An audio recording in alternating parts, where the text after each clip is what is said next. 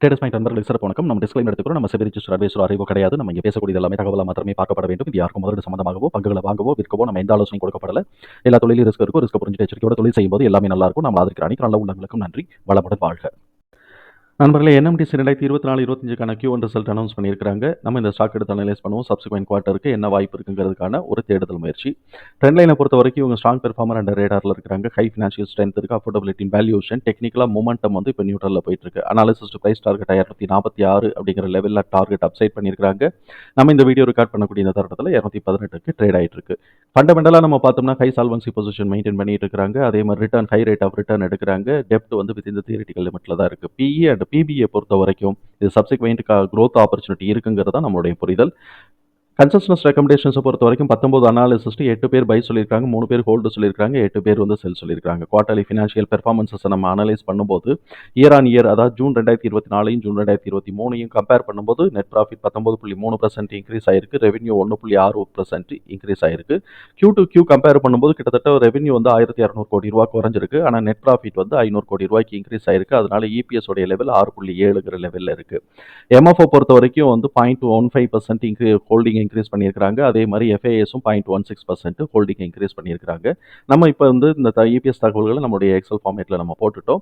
இந்த எக்ஸல் ஃபார்மேட்டில் இந்த குவார்ட்டர் 1க்கான ரிசல்ட்டை பேஸ் பண்ணி இதோடைய பேஸ் ப்ரைஸ் அப்படிங்கிறது 172 உடச்சி கீழே உடச்சிட்டாங்க அப்படின்னு சொன்னால் டவுன் ட்ரெண்ட் இனிஷியேட் ஆயிரும் அப்படிங்கிறது தான். இப்போ இந்த குவார்ட்டருக்கான ரேஞ்ச் வந்து பார்த்தோம்னா, அதாவது Q1 ரிசல்ட்டுக்கான ரேஞ்சுன்னு நம்ம பார்த்தோம்னா 220லேருந்து 287. இவன் 287 போயிட்டு கீழே 220 உடச்சிருக்கிறாங்க.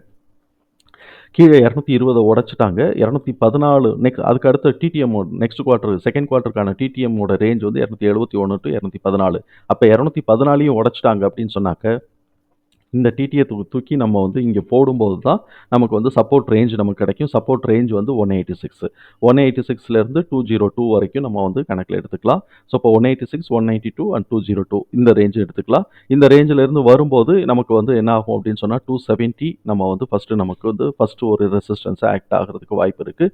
270 கிராஸ் பண்ணி போச்சுன்னா 287, 270 கிராஸ் பண்ணால் 287, மேக்ஸிமமாக 327. எப்போ அப்படின்னு சொன்னாக்க இது செகண்ட் குவார்ட்டர் ரிசல்ட் வந்ததுக்கு பிறகு.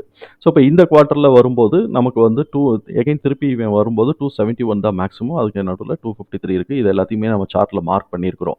அப்போ மார்க் பண்ணியிருக்கும் போது நம்ம அந்த சார்ட்டில் வச்சு நம்ம பார்ப்போம். இப்போ வந்து இவன் 186 அப்படிங்கிற லெவலுக்குள்ளே, அதாவது 202 to 186 இந்த ரேஞ்சுக்குள்ளே இவன் சப்போர்ட் எடுக்கணும். சப்போர்ட் எடுத்தான் அப்படின்னு சொன்னாக்க ஃபஸ்ட்டு லெவல் வந்து இங்கே வந்து 214 to 240 இந்த ரேஞ்சு 214, 220, 214, 220, 240 இந்த ரேஞ்சில் வந்து இவங்க வந்து ஒரு ரெசிஸ்டன்ஸ் லெவலில் ஃபேஸ் பண்ணலாம். அதுக்கு அடுத்து 253 to 270 செகண்ட் ரெசிஸ்டன்ஸ் லெவலில் ஃபேஸ் பண்ணலாம்.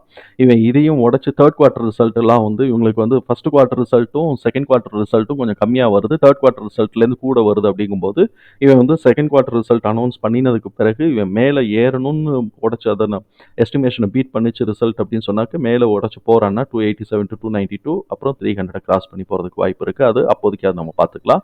இப்போ நம்மளுடைய ரேஞ்ச் வந்து இங்கே வந்து 202லேருந்து 186க்குள்ளே ஏதோ ஒரு லெவலில் சப்போர்ட் ரேஞ்ச் எடுக்கணும். அதுக்கப்புறம் அதோட ஃபர்ஸ்ட் லெவல் வந்து பார்த்தோம் அப்படின்னு சொன்னால் 214 to 240 இந்த லெவலை பிரேக் பண்ணினாங்கன்னா 250 to 270, 253 to 270 நம்ம வந்து ஃபோக்கஸ் பண்ணிக்கலாம். தகவல் நமக்கு பயனுள்ளதாக இருந்ததுன்னா சங்கருக்கு ரொம்ப சந்தோஷம் தான். நம்மளை ஆதரிக்கிற அனைத்து நல்ல உள்ளங்களுக்கு நன்றி. வளமுடன் வாழ்க. நண்பர்களே, நமக்கு இந்த வீடியோ பிடிச்சிருந்துச்சுன்னா லைக் பண்ணுங்க, நண்பர்களுக்கு உதவ ஷேர் பண்ணுங்க, நட்புக்காக சப்ஸ்கிரைப் பண்ணுங்க. நன்றி நண்பர்களே.